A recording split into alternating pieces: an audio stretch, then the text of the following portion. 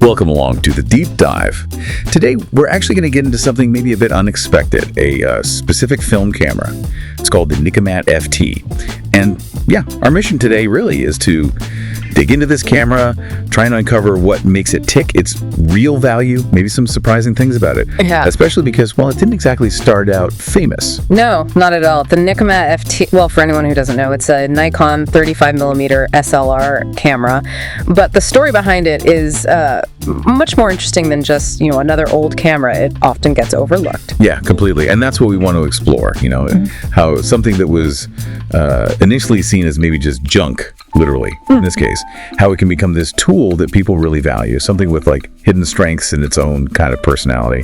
So yeah, let's get into it.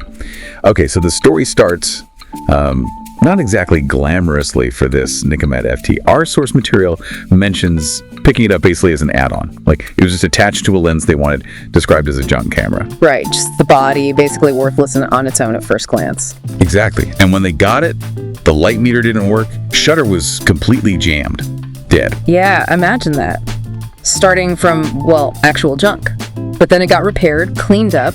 Our source even replaced the original bumpy leatherette with something smoother, maybe a bit classier looking. That's kind of amazing, isn't it? Seeing something go from broken junk to fully working. It really is. And once it is working, despite those beginnings, it actually has some real advantages, like that shutter speed. Oh yeah, the 11,000th of a second. Yeah, exactly. For a film camera from back then, that's pretty quick. And it's genuinely useful, if you're shooting in bright sun with faster film or trying to freeze action. Okay, so that speed.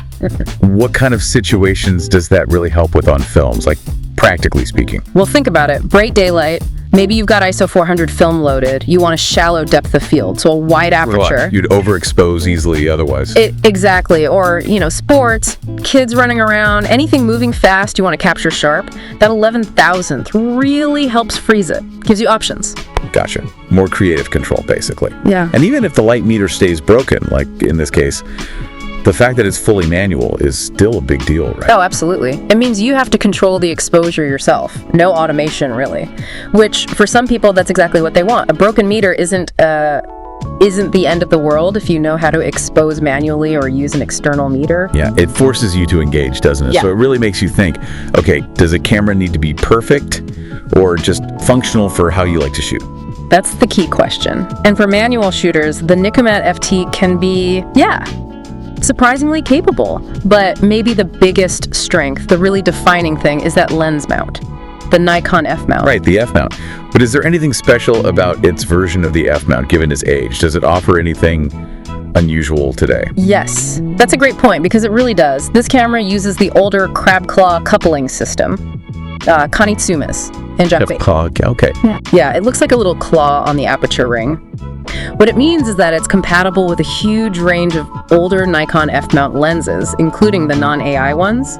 Newer Nikon digital bodies and even some later film bodies often can't use those non-AI lenses safely or meter with them. Ah, okay, so this older system actually opens more doors. Exactly. You suddenly have access to this vast back catalog of fantastic, often really cheap vintage Nikon glass. Great lenses you can pick up, use. It really expands your optical choices. Wow, okay, so you're not limited. You can potentially use some classic high-quality lenses pretty affordably. That's huge. So, okay, functionality, compatibility, check. What about just using it, the feel of it? Right, the experience. Well, apparently it has a really satisfying shutter sound and feel, a nice mechanical clack. Yeah. And that probably relates to its construction, which is, well, another defining feature, its design. Yeah, people call it rugged, kind of masculine looking. Our source seemed to like that. It's quite angular, boxy. But the straight lines are really noticeable because of one very unusual thing. It's a shutter speed dial. Yeah. It's not on the top, not like that military cap area like most SLRs. Nope. It's a ring around the lens mount itself. Which sounds awkward. Maybe. You'd think so. But it's designed for your left hand. And the clever part is the shutter speed readout is right there, near the lens markings. So you can adjust aperture and shutter speed with pretty much one hand, just shifting your fingers slightly. Huh. So it's actually kind of intuitive once you get used to it. Apparently so.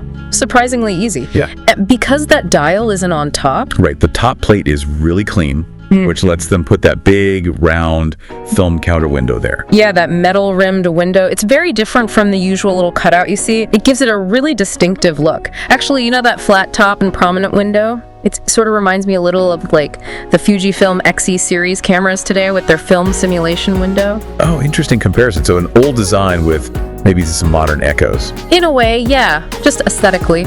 Overall, despite the quirks, it sounds like a camera that's actually quite enjoyable to shoot with once it's working. It does sound like a bit of a sleeper, doesn't it, given where it started? Okay. Okay, nothing's perfect. What are the downsides, the trade-offs with the Nikomat FT? Well, there's one big one, and it really is big. The weight. Yeah. This thing is all metal. It's built like an absolute tank. Incredibly sturdy. Clearly, reliability was the priority, not portability. So that's the trade-off. Amazing build quality, solid feel, but it is heavy. Heavy seems like an understatement based on the description. Our source compared it to a Nikon D800. Which is a hefty pro digital SLR. Yeah. So carrying this thing around your neck, Yeah. you'd feel it. You'd probably be careful not to swing it into anything. And in a camera bag, it's a serious lump of metal. Not small for a 35mm film camera, but the weight is the main thing. Definitely. So if it's that heavy, who's this camera really for? I mean, does the weight offer any benefit other than just feeling solid? That's fair. Well, arguably, the heft can help with stability when you're shooting handheld. Less prone to camera shake, maybe? A subtle thing. But yeah, who's it for? It's definitely not for someone wanting light and compact for everyday carrying. This is more for someone who really values that durability, that robust, almost indestructible feel. Someone who doesn't mind the weight penalty for a tool they know is reliable and mechanical.